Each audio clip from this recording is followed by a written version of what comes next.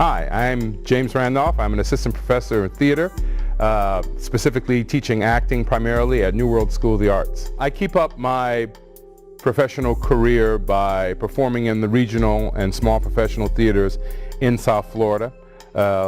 Last season I played Claudius and the Ghost in Hamlet, directed by Terrell McCraney at Gable Stage, and it was a pleasure to work there. I would say the valuable use of time and positive energy are the things that I appreciate most. I really like teaching because you get excited about something and you get the opportunity to share it, and you are compelled to reteach yourself. So you always think in terms of training. And I think the greatest thing about New World is that everyone is a practicing artist. The adjuncts really don't have any choice because they have to generate other income, but also for the full-time faculty, it's very valuable to keep our hands in. And I was recently talking to one of my old professors, and he said, if you're an acting teacher, it's absolutely necessary that you continue to act. That's the only way you can really fully teach acting, is if you continue to do it. So I think that's what I enjoy most, relearning something and putting it to use. I tell the students that I have in my classes about the value of the process, and that process becomes product. And I go by that a lot of different ways. Sometimes it's a series of exercises that are small and slow and that cumulatively build to a final product. And then sometimes I have them do things again and again and again so that they appreciate that you have to do things every day. And I would say probably talking about the value of rituals, and that we have rituals in everyday life. We have an exercise here that many programs have. It's called Missing Object, and that's where you recreate losing your keys, your wallet, that important document, and you have to recreate that on stage.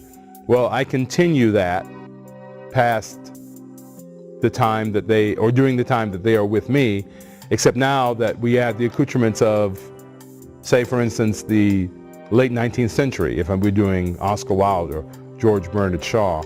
And they began to understand and appreciate that the characters they play, even though they're in extraordinary circumstances, their basic humanity isn't any different than the basic humanity we have every day.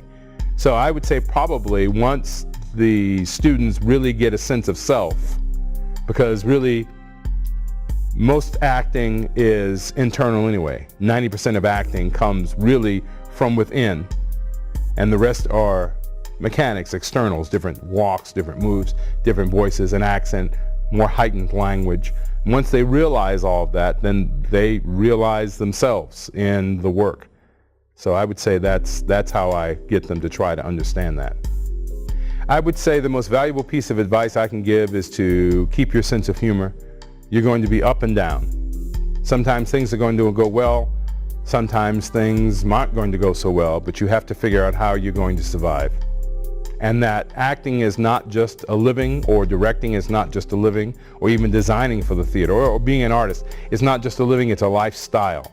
You have to gear your life towards pursuing that. It's an avocation more than a pure profession. It's more than that.